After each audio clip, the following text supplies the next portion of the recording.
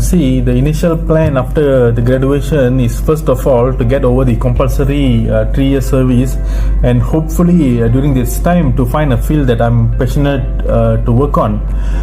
So during my attachment, I was inclined to explore all the different disciplines in pharmacy service before making any career-related decision.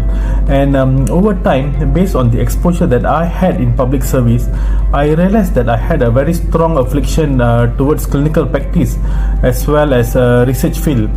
And eventually I chose aseptic pharmacy and oncology pharmacy as my career pathway, as I found these two fields is a very meaningful field to work on. When we look at the historical beginning of pharmacy as a profession, it all begins when a person was given a duty to compound remedies using natural resources such as herbs and minerals based on individual patient's need. With time, the advancement in medical field as well as in technology have changed the scope of extemporaneous medical compounding into an automation process, and with that the role of pharmacy have evolved from compounding pills and plasters and potions and whatnot into distribution now of the ready-made medical product. However, I believe that aseptic pharmacy, including CDR pharmacy and TPN pharmacy, is the only discipline which still practices the ancient role of compounding medication according to individual patient's need. And on personal level, I personally like aseptic pharmacy or oncology pharmacy because it provides a wide range of service which includes clinical activities such as ward-round counseling and teaching session where you have interaction with patients and other healthcare staff, and as well as other technical components such as cytotoxic drug reconstitution activities and clean room maintenance where you have certain hands-on activities. I guess that's the reason why which inspired me to pursue in this field. I feel that the COVID-19 pandemic was the most challenging time in relative to all the other challenges that we have faced in the service. We faced these challenges on two fronts. The first one was on the COVID-19 disease itself, as the outbreak was widespread among the healthcare staff, and this caused the health system to almost on the verge of breakdown. And secondly, on how the system was forced to change to adapt to the outbreak. See, the delivery of our service was modified to accommodate the changes on how the patient travels throughout the system. Before the COVID-19 outbreak, the delivery of the service was fairly straightforward. The patient will be admitted, evaluated, and the chemotherapy will be administered. During the COVID-19 outbreak, there was a limited number of beds available for chemotherapy patients, as the ward have been converted into COVID ward. To compensate for the limited number of beds, we started admitting patients on weekends and public holiday, as well as conducting additional reconstitution session both in the morning and the evening. And we have to keep in mind that during this time the situation and the policies was very fluid and the changes happened very rapidly, and all in all, I'm quite proud as we were able to continuously provide pharmaceutical care to all the cancer patients without hassling the patients during this COVID-19 outbreak. Cancer is one of the very well studied disease area, and our knowledge on cancer have greatly improved in the last 2 decades. With that, the treatment landscape is changing very rapidly as well, with a wide new range of therapies are being introduced to cover this whole spectrum of cancer care. In relation to that, now it's a very exciting era for oncology pharmacies, as there are always new treatment modality, new cancer management, and new clinical guidelines which is being published for us to follow up into. And in addition to that, with the search of new technologies and personalized cancer care therapies, the role of pharmacy also will change to adapt to this cancer care in coming years.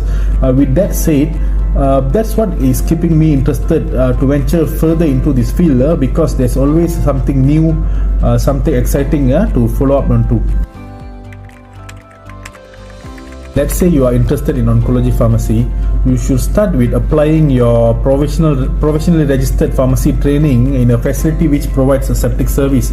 During your provisional year, you might have 1 month time attachment in this department where you are exposed to the routine workload of oncology pharmacy, and as well as some hands-on activities on cytotoxic drug reconstitution. Following that, if you are interested to venture into this field, once you have become a fully registered pharmacy, you should be posted to a facility which provides such service and speak to your head of pharmacy department for you to be posted to in this oncology pharmacy field. And following that,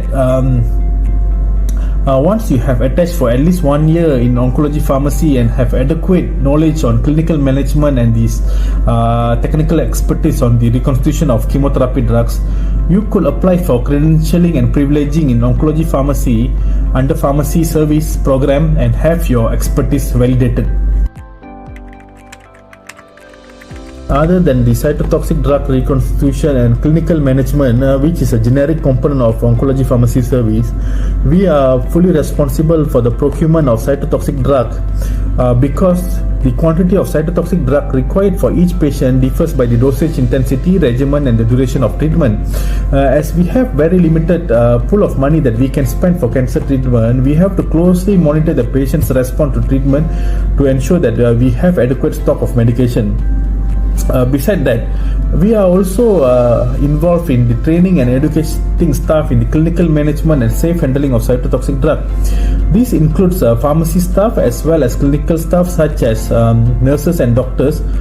This is basically to ensure that everyone who comes across chemotherapy is aware of the risk and stake of handling the cytotoxic agents. Next, we are also directly involved in the maintenance of the clean room to ensure that the clean room parameter such as temperature, pressure, and humidity are within the acceptable range, as well as overlooking the cleaning activities done by the hospital support service, as well as conducting the clean room microbial monitoring as well for the purpose of the clean room validation. And finally, which is my favorite, we are involved in clinical research as well. As you know, cancer is one of a very well studied disease area, but in Malaysia there are still very small number or limited number of such studies being published, especially on the outcome of cancer treatment. So we also would like to contribute to that, so we will be conducting clinical research as well. See, all in all, an oncology pharmacist is involved in all aspects of pharmacy discipline as well as the care of cancer patient. If you would like to venture into the field of oncology, I will gladly welcome you. But if I were to give you some advice, it will be this. The first of all is be committed to lifelong learning. Always spend some substantial time reading journals, clinical guidelines, and keep practicing in clinical setting. Your experience as a clinical pharmacy and your clinical knowledge is of paramount importance in clinical management. Next, the patient is always managed by a multidisciplinary team consisting of doctors, oncologists, nurses, and pharmacists. See, as a pharmacy, think of what value can you bring to the team.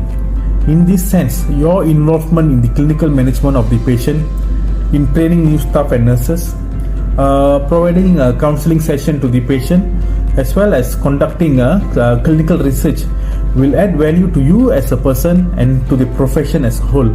And finally, my advice will be this: be a compassionate person. Be kind to your colleagues, be kind to your patient. Always consider how you can make your patient's challenging journey during this cancer treatment more pleasant. I guess that will be my advice to you all. And I would like to take this opportunity to thank the MyPSA Student Association for inviting me to join this session. It gives me great pleasure to be able to join and communicate with all of you. Thank you all, and have a good day.